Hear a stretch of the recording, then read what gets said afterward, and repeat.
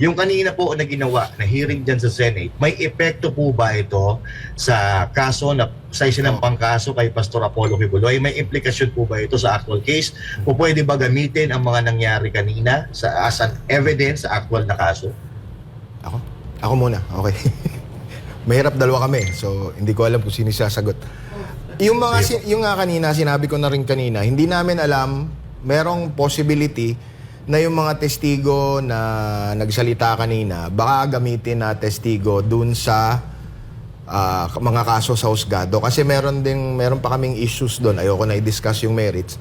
Kasi merong unidentified witnesses.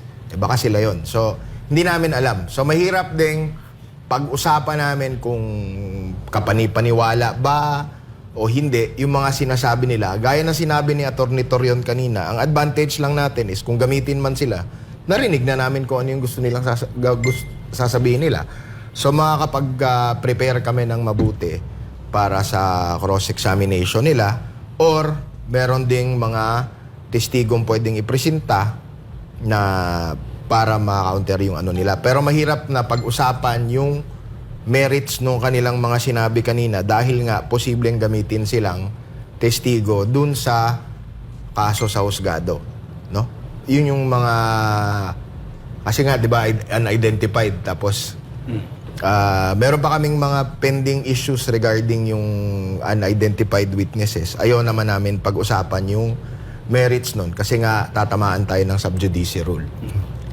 Ito ngang medyo medyo alakanse kami kasi the detractors against Pastor Apollo C. Kibuloy can actually have their letter published in the newspapers, and then on our part we have a hard time what to decide whether or not we will respond to it, because we know as lawyers we could not talk about the merits of the case, no?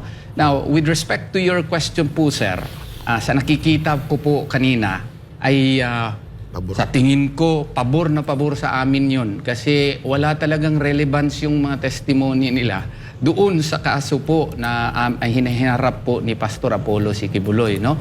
So, I would like to believe that they may be listed as witnesses, but even the prosecutors themselves would have a hard time presenting them, knowing that there is a problem as to its relevance and materiality in proving the guilt of Pastor Apollo C. Kibuloy over the particular complaint of Blenda Portugal.